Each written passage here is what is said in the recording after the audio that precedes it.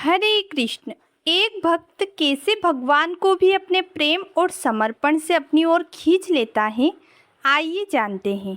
भक्त और भगवान के प्रेम को सतयुग में राजा बलि, जो कि विष्णु भगवान का परम भक्त था, उसने अपने पराक्रम से तीनों लोकों पर अपना अधिकार कर लिया। तब सभी देवता विचार करने लगे कि अब क्या किया जाए। तब जगत के पालनहार करुणामयी भगवान श्री हरि विष्णु वामन अवतार लेकर राजा बलि के समक्ष पहुँचे और भगवान श्री हरि विष्णु ने राजा बलि से 3 पग भूमि का दान मांगा। राजा बलि ने बिना किसी संकोच के उन्हें दान देने का वचन दे दिया।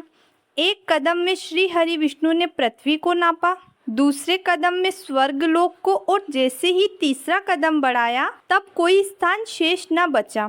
तब राजा बलि ने अपना सिर आगे किया और कहा, तीसरा चरण मेरे सिर पर रखिए। तब राजा बलि के प्रेम और समर्पण से प्रसन्न होकर भगवान श्री हरि विष्णु अपने वास्तविक रूप में आए और राजा बलि की भक्ति से प्रसन्न होकर उनसे वर मांगने को कहा। तब राजा बलि ने बड़े ही प्रेम भाव और भक्ति के साथ भगवान श्री हरि विष्णु से कहा कि हे तीनों लोकों के स्वामी, जगत पिता, मैं चाहता हूँ कि आप सदा मेरे साथ ही निवास करें।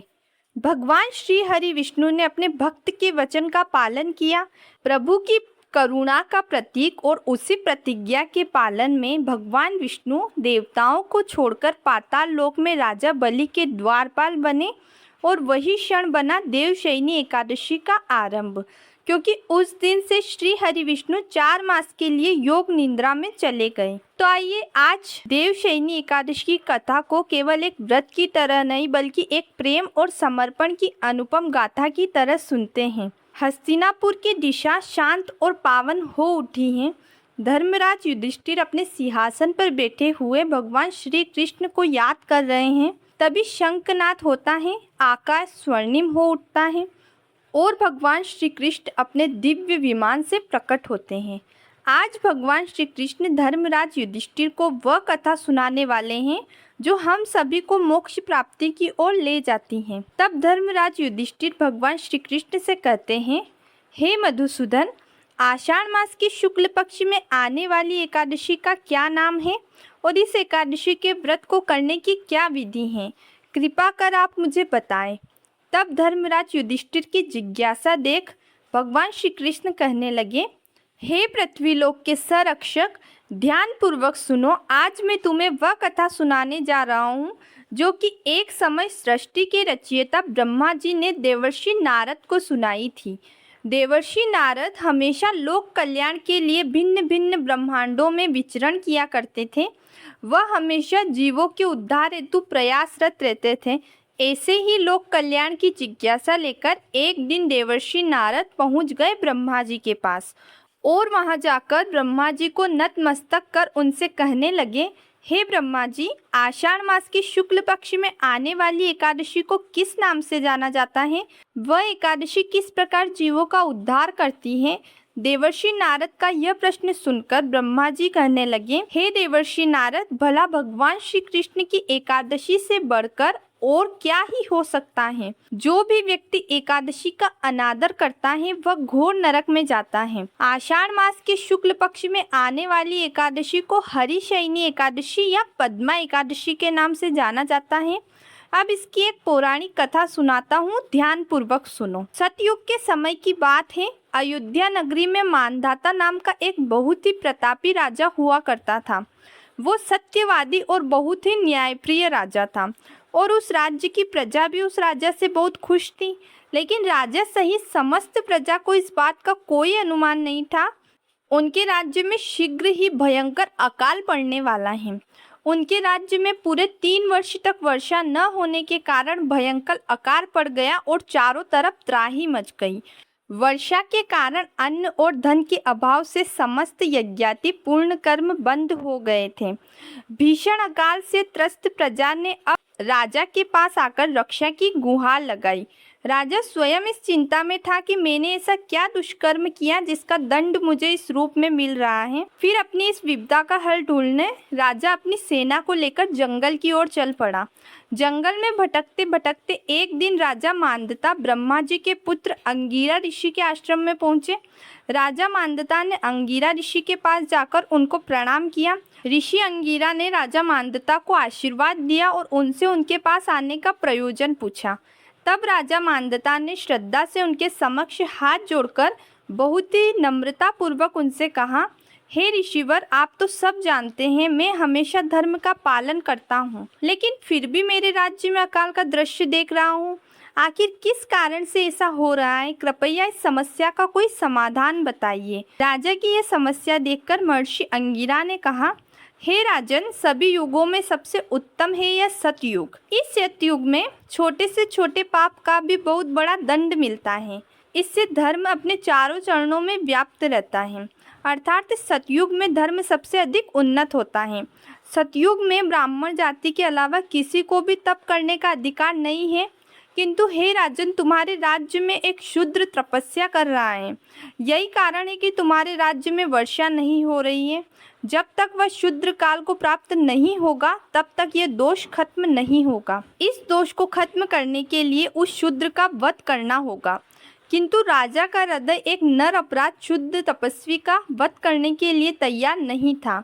इसलिए राजा ने कहा, हे ऋषिवर, मैं कैसे एक तपस्या करने वाले शूद्र का वध कर सकता हूँ?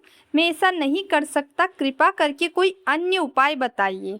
तब ऋषि अंगिरा ने कहा, तो इसका एक और उपाय है। आप आषाढ़ मास की शुक्ल पक्ष में आने वाली हरिशयनी एकादशी का विधि विधान से पालन करो।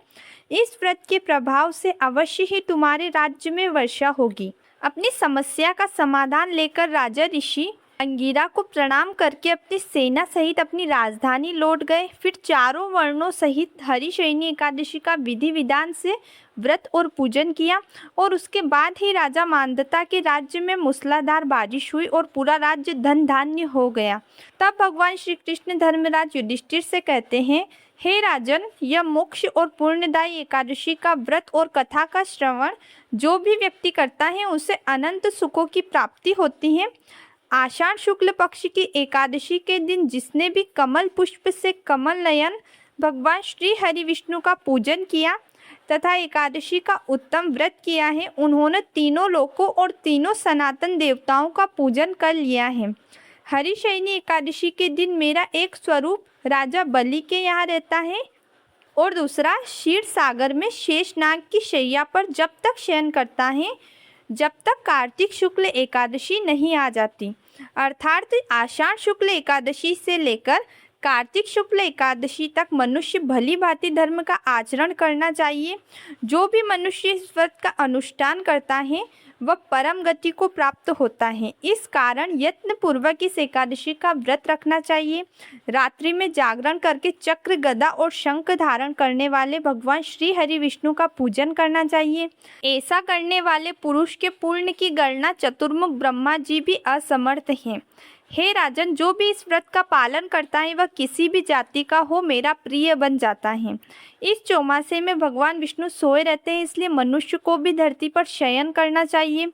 सावन में साग, भादवा में दही, आशोज में दूध और कार्तिक में दाल का त्याग करना चाहिए। या फिर जो ब्रह्मचर्य का पालन करता है वह परम गति को प्राप्त होता है। राजन, एकादशी के व्रत से ही मनुष्य सभी पापों से मुक्त हो जाता है, तो एकादशी का व्रत अवश्य करना चाहिए। प्रेम से बोलिए देवशयनी एकादशी की जय, ग्यारस माता की जय, भगवान विष्णु की जय।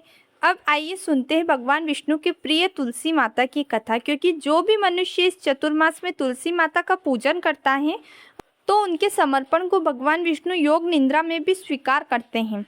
तुलसी दल से किया गया एक छोटा सा अर्पण अनंत जन्मों के पापों को भी हर लेता है। इसलिए आइए सुनते हैं तुलसी माता की कथा। एक समय की बात है, एक गांव में एक अत्यंत गरीब बूढ़ी माई रहती थी। उसके पास धन संपत्ति तो कुछ भी नहीं था, लेकिन उसके आंगन में तुलसी का एक सुंदर सा पौधा लगा था।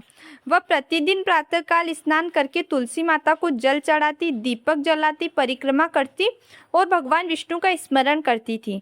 बूढ़ी माई का यही नियम था कि जब तक तुलसी माता की पूजा न कर ले तब तक अन्न और जल ग्रहण नहीं करती थी। एक दिन भगवान विष्णु ने माता लक्ष्मी से कहा, देखो पृथ्वी पर मेरी यह भक्त कितनी श्रद्धा से तुलसी माता की सेवा करती है। आज मुझे इससे मिलना है। तब भगवान विष्णु और माता लक्ष्मी साधु साध्वी का वेश धारण करके उस वृद्धा के घर पहुंचे। उस समय वृद्धा तुलसी माता की पूजा कर रही थी। पूजा समाप्त होने पर उसने दोनों अतिथियों को प्रणाम किया और बोली, मेरे घर में देने के लिए कुछ भी नहीं है, केवल थोड़ा सा सूखा अन्न है। यदि आप स्वीकार करें तो मैं प्रेम से भोजन बना दूं। बूढ़ी माई ने प्रेम पूर्वक भोजन बनाकर अतिथियों को खिलाया। भगवान विष्णु उसकी सेवा और भक्ति से अत्यंत प्रसन्न हुए। विदा होते समय उन्होंने कहा, माँ कोई वरदान मांगो। वृद्धा बोली, मुझे धन वैभव या राजपाट नहीं चाहिए, बस इतना आशीर्वाद दीजिए कि मेरा मन सदा भगवान और तुलसी माता की भक्ति में लगा रहे और अंत समय मुझे श्री हरि के चरणों में स्थान मिले। भगवान विष्णु अपने वास्तविक दिव्य स्वरूप में प्रकट हुए। माता लक्ष्मी भी अपने दिव्य स्वरूप में प्रकट हुई। दोनों के दर्शन पाकर वृद्धा की आंखों से आनंद के आंसू बहने लगे। भगवान विष्णु बोले, मैं अत्यंत प्रसन्न हूँ। भगवान विष्णु बोले, हे भक्त, तुम्हारी निस्वार्थ भक्ति से मैं अत्यंत प्रसन्न हूँ। आज से जो भी श्रद्धा पूर्वक तुलसी माता की पूजा करेगा, अतिथि का सम्मान करेगा और सच्चे मन से मेरा स्मरण करेगा, उसके घर में सुख समृद्धि का वास होगा और अंत में उसे मेरे धाम की प्राप्ति होगी। कुछ समय बाद जब उस वृद्धा का अंतिम समय आया, तब भगवान विष्णु स्वयं दिव्य विमान लेकर आए और उसे अपने बैकुंठ धाम लेकर गए।